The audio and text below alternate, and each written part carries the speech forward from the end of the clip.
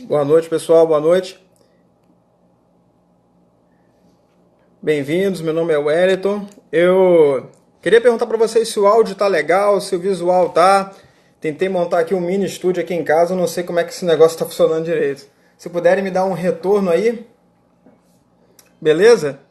E aí, Roberta? Bom te ver aqui. Galera, vocês estão conseguindo me ouvir bem? Boa noite, Alexandre. Doutor Alexandre, advogado. Larissa. Boa noite, pessoal. Tudo tranquilo? Que bom. Eu tentei colocar o vídeo um pouco na lateral, mas não funcionou direito, então eu vou deixar essa câmera mais em pé assim. E galera, bem, meu nome é Wellington, estou integrando agora há pouco tempo a equipe do Ouse Saber. E a ideia dessa live de hoje surgiu justamente da minha experiência para a prova de PGM Manaus. Lá eu sempre tive muita dificuldade com prova desse estilo CESP, de certo e errado, né? Eu sempre me dava muito melhor nas provas A, B, C, D e E. E para Manaus eu resolvi mudar de vida. Eu resolvi estudar como fazer essa prova, várias técnicas, fui testando. E graças a Deus o resultado foi muito bom. Eu acho que as técnicas foram boas. E foi aprovado lá em Manaus, graças a Deus. Foi sem dúvida nenhuma a minha melhor prova. E hoje eu já prefiro fazer prova de certo e errado do que prova de A, B, C, D e E. E só uma coisa, pessoal. Como é que eu pensei em estruturar essa live? Ela vai ter assim de uns 15 a 20 minutos, se precisar a gente estica, mas inicialmente eu queria apresentar para vocês 6 dicas que eu preparei aqui, que eu separei tanto para a reta final de forma geral, quanto para essa prova de certo e errado, em que uma questão errada anula uma certa. E após esses 10, 15 minutos, eu vou abrir para vocês fazerem as perguntas. Caso vocês ainda tenham alguma questão que queiram esclarecer, eu vou deixar a última pergunta, que sem dúvida é a de todos vocês, né? Se vocês devem marcar todas lá ou deixar alguma em branco. Vou deixar para o final para dar ibope, né? Senão vocês vão embora logo. Brincadeira. Tudo bem? Podemos começar? Beleza, galera? Bem, antes dessas dicas, eu queria parabenizar cada um de vocês que está aí nessa jornada. Rapidamente, né? Se você está aqui, você está ou fazendo a prova da PGM Campo Grande, ou você está em outro concurso e aproveitou as dicas da prova desse tipo de prova do CESP. E, pessoal, sou concurseiro desde os meus 17 anos de idade. Iniciei para técnico judiciário, depois analista judiciário do TRT, do Justiça do Trabalho. Depois foquei para magistratura do trabalho. Abandonei, troquei de foco em 2016, foquei só em procuradorias e graças a Deus foi uma decisão que eu hoje me vejo nessa carreira maravilhosa e independentemente da carreira, acredito que tem pessoas que não estudam para procuradoria aqui. Pessoal, vale a pena lutar. Eu gosto muito da frase do William Douglas, né, que você deve estudar até passar e não para passar. Algumas pessoas não gostam dessa frase. Para algumas pessoas ela passa a impressão de que você não deve se esforçar tanto, porque você tem muito tempo para passar. Não vejo assim, eu vejo que na verdade essa frase ela te ajuda a controlar teu emocional e você lidar com as pressões, né, que às vezes é mais de ano aí nessa batalha. Beleza? E eu só conheço um tipo de pessoa que fracassa em concurso, que é a pessoa que desiste. Se você não desistir, você vai passar. O perfil das pessoas que aprovaram comigo, desde técnico para analista, depois para procurador, todos têm o mesmo perfil. Pessoas esforçadas, pessoas que tiveram que matar um leão por dia para chegar onde chegaram. Não conheço ninguém, pessoalmente, gênio. Não conheço ninguém que foi gênio. Né? Até ouvi falar, mas eu não conheço pessoalmente. Todos são muito esforçados, pessoas normais. E vamos ao que interessa, beleza, pessoal? No final, vou abrir para perguntas, beleza? Primeira dúvida que eu gostaria de esclarecer.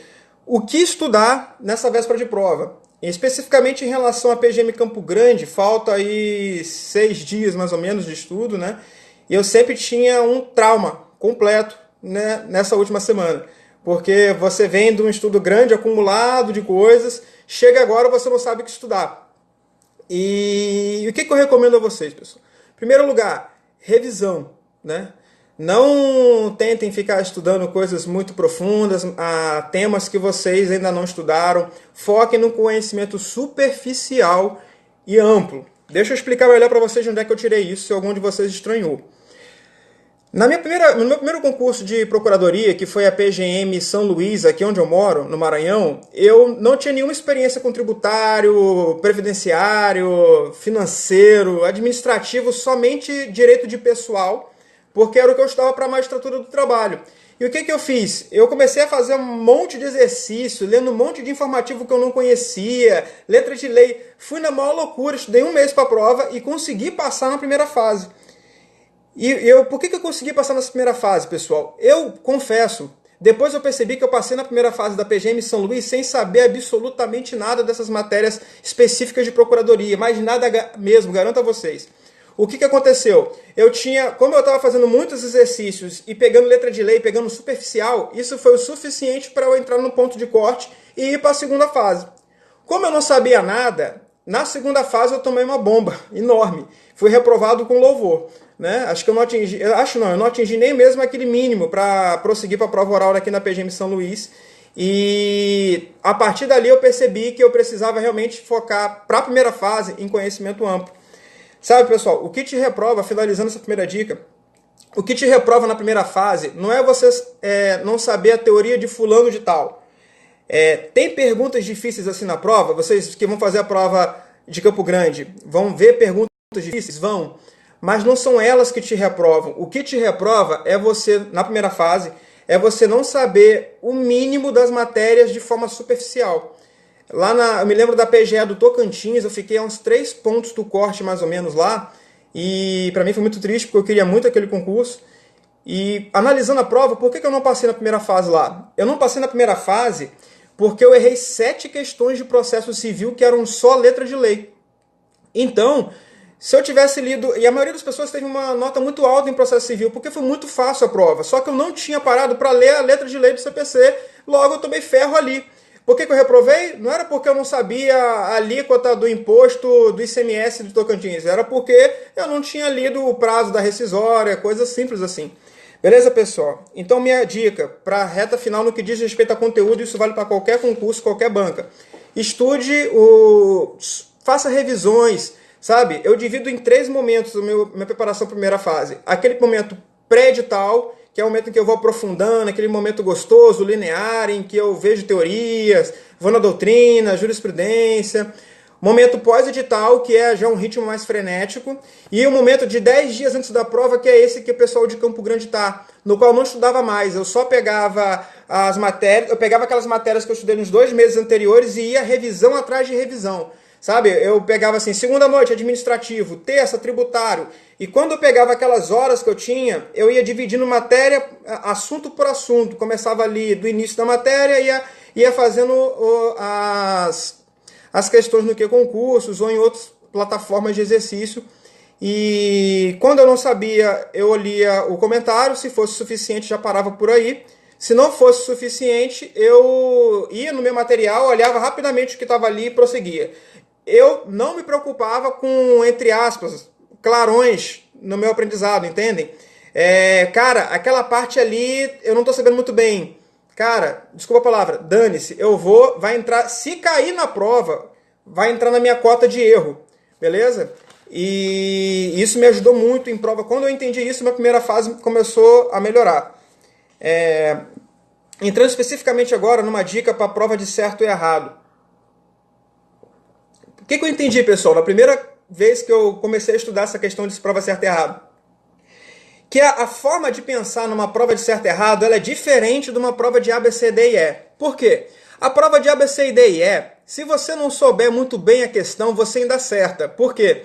Você tem lá uma questão que você fica ali, essa aqui eu não sei bem, mas como tu sabe que a C está errada, digamos que queira incorreta, você sabe que a C está errada, você ficou em dúvida na A, na B, mas a C tu sem certeza. Tu vai acertar, tu vai marcar C e vai para frente. Numa prova de certo e errado, você tem que saber todos os itens. E qual que é o problema disso, pessoal? A banca, sabendo disso, ela vai brincar com como é que posso falar? As sílabas da palavra. Ela vai trocar sutilmente a palavra para tentar te induzir a erro. Vou dar um exemplo aqui para vocês. Ó. Lá no CPC fala que as partes têm direito de obter em prazo razoável a solução integral do mérito. Aí olha a expressão. Incluída a atividade satisfativa. É um exemplo muito simples, mas é só para vocês entenderem o que a banca vai tentar aprontar com vocês na prova de certo e errado. A palavra é incluída. Se você ler muito rápido a letra de lei, o teu cérebro vai pegar o incluída. Aí a banca vai meter um excluída, a atividade satisfativa. Como você fez uma leitura dinâmica, a tendência, na hora que tu lê assertivo e vai ter um ida ali no final, é a banca para aparecer e falar assim, e aí, Mayara? É a banca, o seu cérebro dizer que ela está correta. Entendem? Então você tem que ler com muita calma cada uma dessas assertivas, pessoal. E qual é a vantagem da prova de certo e errado? Você tem 4 horas e meia para uma prova que você consegue terminar. Se você já fez os simulados, você deve ter visto. Você termina essa prova em 2 horas, ou às vezes menos. Então você tem toda a condição e tempo para ler pausadamente cada assertiva, bem como prestar atenção em cada uma das palavras que estão ali e posteriormente fazer revisão. Qual é uma dica que eu dou para vocês em relação a isso? Termine a prova marcando o que você sabe. Eu vou melhorar isso depois. Mas termina a prova fazendo o que você sabe. Depois que terminou, volta, revisa a prova. Não fica agoniado para sair com 2 horas de prova. Você não precisa disso. Leva o teu lanche, pelo amor de Deus. Tá na vontade no banheiro? Vai no banheiro. Mas não vai embora com 2 horas de prova. Se você tem 4 horas e meia para terminar ela, você só vai sair perdendo com isso. Fique às 4 horas e meia lá, reserve ali os 45 minutos finais para você passar para o gabarito e fica ali lendo e relendo aquelas assertivas. Até porque no início você vai estar muito nervoso. Quando você terminar a prova, a sua ansiedade vai baixar muito. Você vai estar mais calmo, mais relaxado. Tu vai ver que ainda falta 3 horas de prova e tu ainda está ali, né? Você vai ficar mais calmo e você vai conseguir analisar melhor as assertivas. Beleza? Estudo doutrina e a lei do lado. É isso aí, Alexandre. Pessoal, com relação ao exercício, foquem agora em exercícios para quem vai fazer essa prova de certo e errado. É comum a gente que utiliza essas plataformas de exercício, como que concursos, esgotar as questões de certo e errado dos assuntos. E você costuma marcar, se você é como eu, e como a maioria, você costuma marcar as questões que o filtro, né? Questões que você ainda não fez. E aí acaba que as questões de certo e errado acabam, né? Gente, é normal, tá certíssimo fazer isso, mas nessa véspera, tire esse filtro. Deixa vir as questões que você já fez. Bota lá certo e errado e tira o filtro de questões que você já fez. Porque muito provavelmente, isso mesmo, Tec Concursos, é o que eu estou usando agora. Sem merchan, né, gente? Mas enfim, só falando das 2 plataformas aí. Tira esse filtro de questões que você já fez. Deixa elas virem, porque muito provavelmente você vai errar novamente e vai evitar de errar isso na prova. Eu já cansei de ver eu errando 2, 3 vezes a mesma porcaria de questão, né? E é porque o nosso cérebro, ele às vezes joga contra. Então, não tenha medo. Essa é a hora, pessoal, de você treinar o teu cérebro para pensar em prova de certo e errado. Entenderam? Foque nisso daí, em treinar o teu cérebro. O conhecimento está ali, foque na prova de certo e errado. Uma outra dica, rapidamente, antes de chegar no que interessa mais, devo estudar, né, nos últimos dias, ou seja, sexta-feira, sábado ou domingo de manhã, já que a prova é domingo à tarde, vocês devem estudar ou não? Pessoal, aqui é muito pessoal, né? Eu estudava até entrar na porta da prova, né? Sempre me diziam, não estuda, né? É hora de descansar. Meu amigo, eu estudava até a hora da prova, né? Assim, não virava à noite, eu sabia que eu tinha que dormir. Eu, se eu não dormia, eu não sou ninguém. Então eu tinha que estudar, eu dormia bem, mas o tempo que eu tinha, eu estava ali sábado no hotel enfurnado estudando, quem me conhece sabe. E eu ia até a prova com vadimeco na mão e ficava aquela galera me olhando, né, você se sentindo, né, pressionado, né, pelos colegas, para de estudar, né. Mas eu levava até a prova, porque isso me acalmava. E normalmente eu conseguia pegar 2, 3 questões, sem brincadeira, ali no dia da prova. Eu tenho vários exemplos para contar sobre isso. Mas Para quem fica muito nervoso, eu só acho que assim, você tem que se conhecer, mas tem gente que tem já uma tendência de ficar muito ansioso na prova. E se você é desses, você já sabe que é desses, né? Para vocês que são muito ansiosos, eu recomendo que não estudem na sexta-noite, ou pelo menos no sábado, sabe? Vão ver Netflix, vão ver qualquer outra coisa, vão fazer o que você gosta, entende? Esquece estudo. Vou dar um exemplo para vocês do amigo meu, vou omitir o nome, ele deve estar aí. Mas ele me ligou, a prova dele era domingo de manhã. E eu não fiz essa prova. Ele me ligou meia-noite e pouco, perguntando para mim quais súmulas eu achava que a banca ia cobrar. Ele me ligou meia-noite e pouco, a prova era domingo de manhã, perguntando quais súmulas. Eu falei, bicho, tu tá fazendo o quê acordado? Vai dormir. Ele, não, eu tô bem. Eu falei, cara, se tu tá desse jeito agora, imagina amanhã de manhã na prova, cara. Vai dormir, velho. Ele, não, eu tô bem, tô tranquilo, tal. Beleza, falei pra ele mais ou menos o que eu achava que poderia cair na prova. O que vocês acham que aconteceu? Ele não terminou a prova. Ele teve que ser ajudado pela... Eu nunca tinha visto isso. Uma ambulância na hora da prova foi buscar ele. Ele começou a passar mal. A ansiedade dele explodiu na hora da prova. Ele simplesmente não terminou a prova. Foi para a enfermagem, pegou a ambulância e acho que até voltou depois. Mas, gente, né, não tem condição, pô. Se você é desses que perde o controle emocional, e é comum isso acontecer, gente, você não é pior nem melhor do que ninguém. É comum, é de cada um isso. Se você é desses, relaxa, não faça como eu. Eu fico até um pouco nervoso em algumas provas, ficava mais um tempo atrás, mas estudar me acalmava. Então você tem que se conhecer, beleza? Bem, já dei essa dica aqui de você reler a sua prova, né? Quem ainda não pegou, no final da prova, volte, releia, vê com calma. Essa prova, pessoal, o tempo é longe de ser um problema. Ele é um grande aliado. Fique muito tranquilo, leve teu lanche, vai de boa. Eu passei na PGM Manaus bem, graças a Deus, mas na PGE do Amazonas eu não passei nem na primeira fase, fiquei muito longe.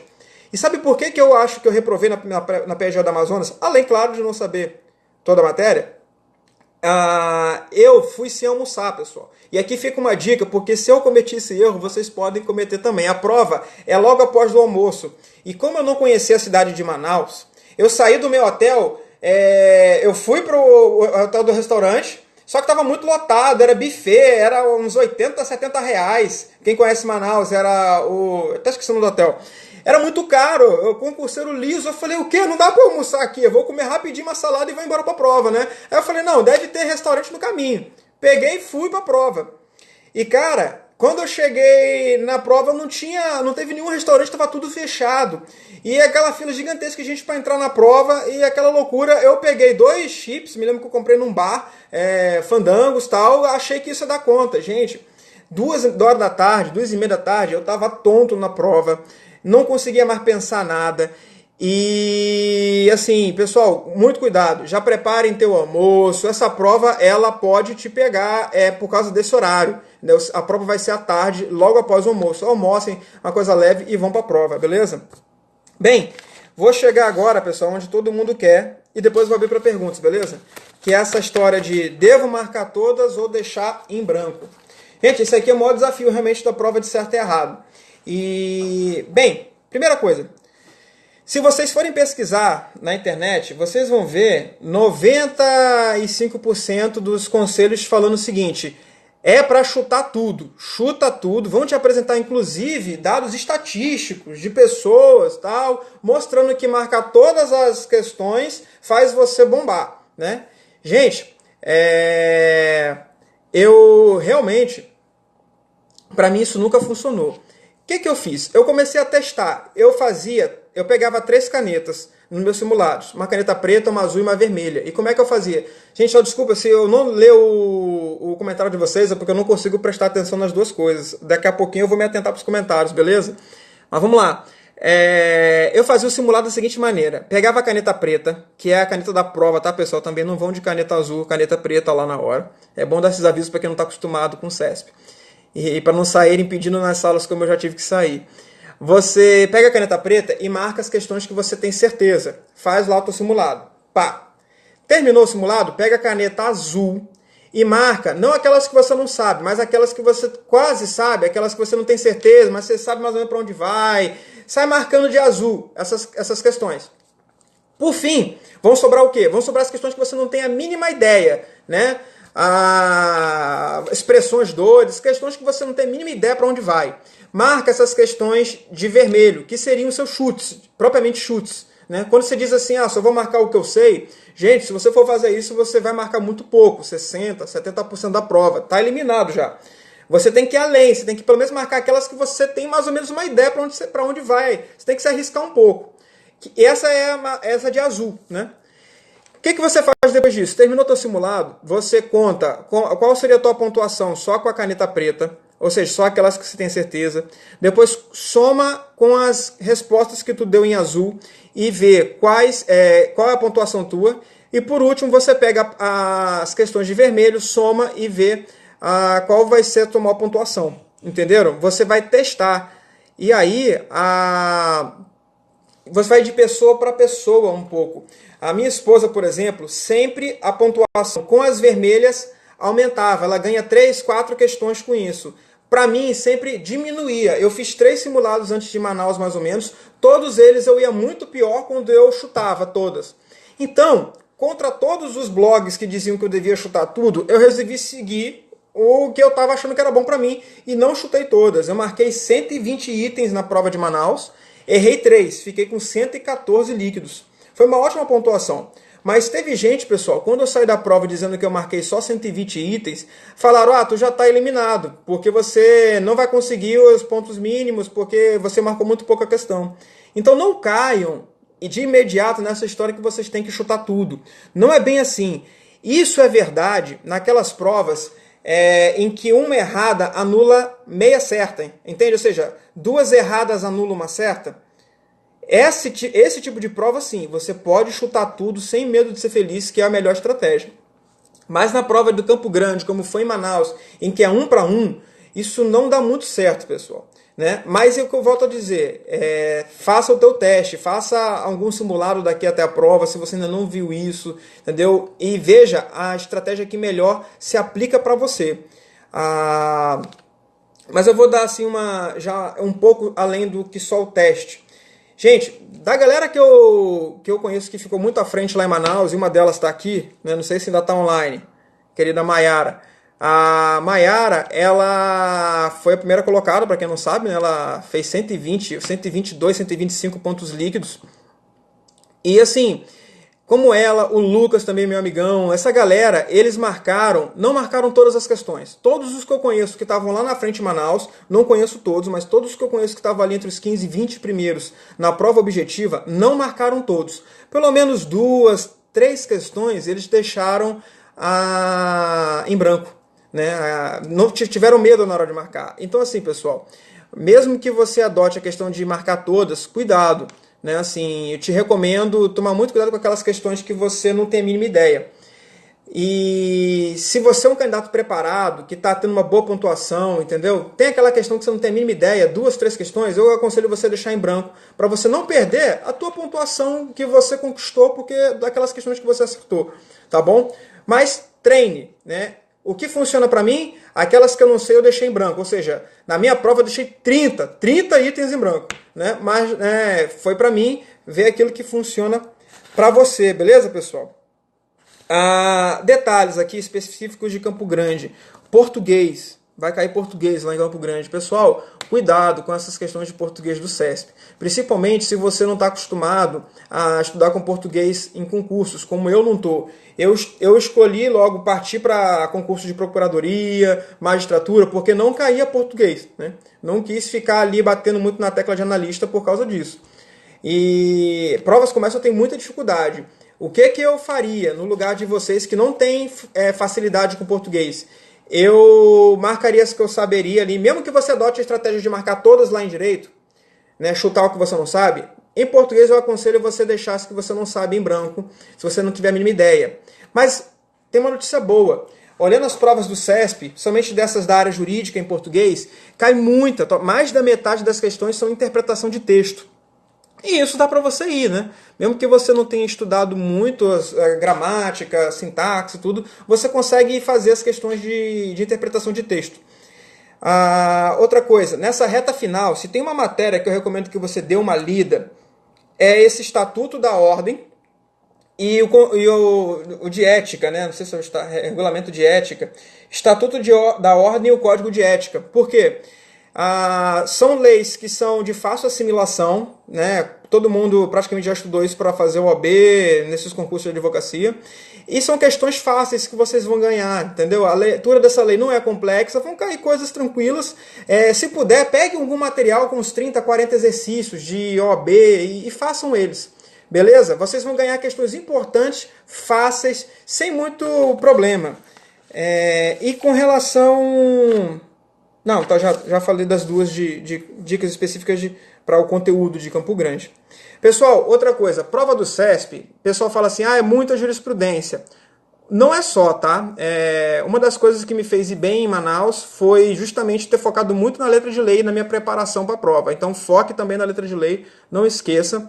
Mas eu aconselho vocês à noite ou de manhã, reservar daqui até lá um momento para vocês lerem os informativos, principalmente de 2018 e de 2019. O Ouse Saber, em parceria com o Clique Trabalhista, preparou um material de revisão nos moldes lá do Museu Direito. Preparou específico de trabalho e processo do trabalho. Gente, trabalho e processo do trabalho virou uma grande confusão. Olha que eu sou da Justiça do Trabalho, então eu posso falar. Virou uma grande confusão depois da reforma trabalhista. Tem juiz para todo lado. Então, pessoal, o que o CESP está fazendo? Ele está se apegando principalmente nos informativos do TST, porque aí não tem erro. Entenderam? Ele não quer não cobrar a reforma, mas também não quer sair anulando as questões dele. Na minha prova de Manaus, foi uma grande confusão a prova de trabalho, teve mais da metade da prova impugnada. Eu acho que eles só anularam uma, nem anularam, só anularam uma, e merecia a anulação de umas 4, 5 lá, por causa da confusão que deu. Mas depois disso eles aprenderam. Fala, Raul, bem-vindo. Não sei se você já estava aí. E o que o CESP está fazendo então? Se apegando nos informativos do TST.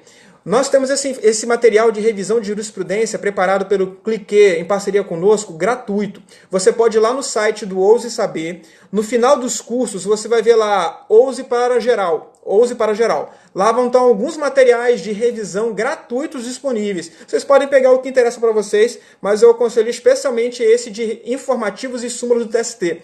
Não só é isso que o CESP gosta de cobrar, como o nosso material ele é específico para procuradorias, esse que está lá. Então ajuda muito vocês.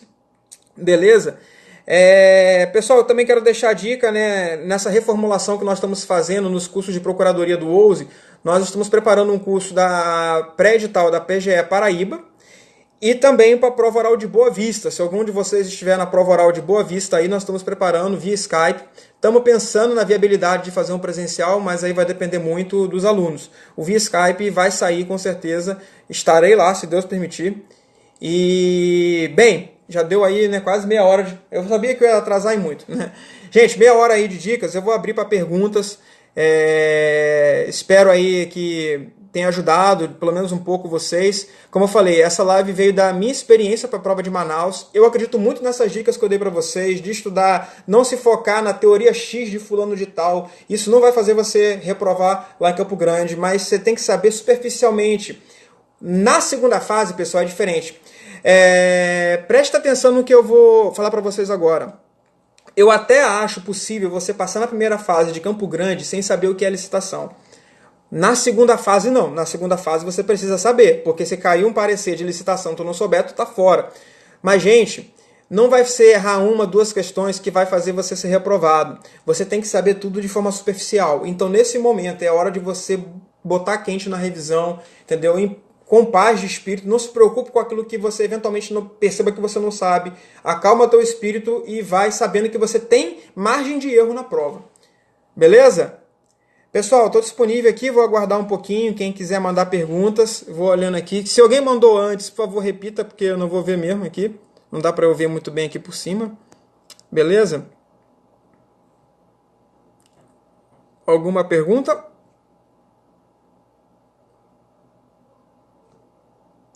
Ou o professor é muito ruim, ou muito bom, um dos dois. Pessoal, então eu vou agradecer a presença de todos vocês. Me coloco à disposição, tem lá o meu Instagram também, pessoal, Wellington SLZ. E vocês tendo alguma pergunta, alguma dúvida, eu posso responder para vocês lá. Para aqueles que vão fazer PGM Campo Grande, eu desejo muita boa sorte. Para aqueles que vão fazer outras provas, eu também desejo boa sorte, Mais uma vez, só conheço um tipo de pessoa que não passou, aquela que desistiu. Quem não desistiu, chega lá. Vicente, Vicente, não é mesmo? Vicente, lá na PGM Manaus, o corte foi 94 pontos líquidos, mas eu acredito que vai ser menor em Campo Grande. Eu acredito em 85 pontos líquidos por aí, viu? porque o bom de Campo Grande é o seguinte, o valor do edital não foi tão alto, isso acaba não atraindo tanta gente, e também está coincidindo com a segunda fase de Curitiba, então acho que a concorrência lá vai ser menor. Lógico que vai ter muita gente boa indo, sempre tem, mas eu acho que o ponto de corte lá vai ser uns cerca de 85 pontos líquidos mais ou menos, eu chutaria por aí. Olha, os enunciados, principalmente enunciados ali do TST, o CESP cobra muito, né? As súmulas e OJs eles estão despencando. E é por isso que eu acho legal esse material de revisão do clique trabalhista com o uso saber, porque ele já coloca para você, são 20 e poucas páginas. Aí você lê um pouquinho hoje ainda à noite, lê um pouquinho terça, quarta, junto com uma revisão de informativos. Acho importante. O CESP gosta muito de súmula enunciado, mas especialmente em trabalho, pessoas trabalho, e também ele gosta muito de informativos para constitucional, né? Constitucional eu acho que poucas questões do CESP cobrando letra de lei. Ele cobra muito julgados. Deixa eu ver outras aqui. Gabriel, tem o enunciados selecionados? Tem o do Clique Trabalhista junto com o Ouse Saber gratuito, tá lá no site do Ouse Saber na parte Ouse para geral, você pode descer os cursos.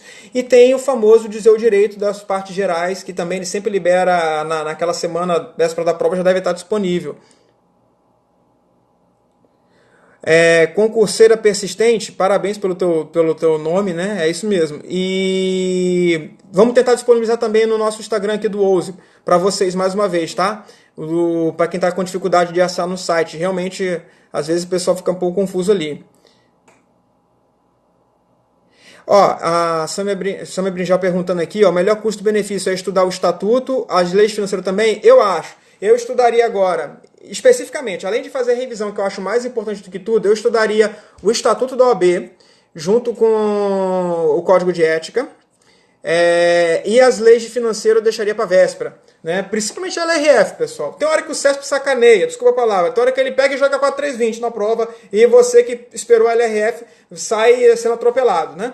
Mas ele, via de regra, ele usa muito mais a LRF. Eu aprendi isso até com um colega, né, concurseiro, mas eu gostava muito no sábado revisar a LRF, pelo menos os principais artigos, aquele 14, 15, 16, gente, direito de pessoal, isso tem muita chance de cair, né? Previdenciário, eu daria uma lida na MP do Bolsonaro lá, na MP de das fraudes previdenciárias, aquilo ali que alterou bastante. CESP, eu não sei se cai previdenciário privado, né? Desculpa falar isso, que eu realmente não me atentei. Mas se cair regime geral, eu daria uma lida nessa MP do Bolsonaro, porque eles adoram essas leis recém-publicadas. E deixa eu tentar aqui descer mais um pouco aqui. Ah, sim, enunciado da Conselho.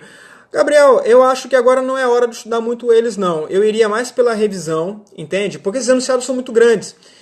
São muito numerosos. E para quem não está acostumado, vindo estudando os enunciados, pegar eles agora é muito provável você ler boa parte deles e esquecer 80% do que você leu para a prova. Eu focaria na revisão geral tua, como eu te falei, exercícios, eventualmente na parte de civil e empresarial, que é onde eles mais cobram esses enunciados, você ir pegando eles ali. Né? Eu me lembro até hoje do enunciado sobre aquela parte da execução dos bens do empresário individual. A gente sabe que o empresário individual, dando uma aqui de conteúdo, né, gente? Desculpa aí, pessoal do Ouse, mas eu não consigo, eu tenho que ir respondendo. Porque a ideia não é muito pegar a parte material. Mas a gente sabe que os bens do empresário individual, eles respondem junto com os bens dele afetados à atividade empresarial. Inclusive, o empresário individual só tem CNPJ para fins tributários. O patrimônio dele é o mesmo, dele como pessoa física e o dele, entre aspas, pessoa jurídica, que não existe. Inclusive, o ato de constituição dele é uma declaração de empresário individual e não um contrato social, porque não tem sociedade, é a ele. Só que pela lei, não tem nenhuma preferência. Você pode executar tudo dele, independentemente daquele patrimônio estar afetado ou não à atividade empresarial. Só que vem o enunciado da Justiça Federal, né? Não sei se é exatamente da Justiça Federal, mas tem um enunciado que cai, que fala que não, que você tem que primeiro executar os bens afetados à atividade empresarial, para somente depois você executar os bens pessoais. Isso, pessoal, existe esse enunciado, mas ele na prática não é muito aplicado, porque cria um benefício de ordem que não existe na lei. Né? Por exemplo, esses enunciados, o CESP adora eles realmente, mas para civil e para empresarial. Eu não recomendaria, se vocês estudam, se vocês não vieram já de uma preparação com esses enunciados, eu não recomendaria que vocês focassem nele agora. Eventualmente, na questão, você achando esses enunciados, você pega, escreve e tal, mas não lê porque muito provavelmente não vai ser tão produtivo. Entenderam? Pessoal, André, tem alguma pergunta que eu não vi se você, uma pergunta sua que eu deixei de responder. Tem um ponto de interrogação seu aqui? Ah, sim, a de cima, né? Beleza. Tranquilo, pessoal? Mais alguma pergunta?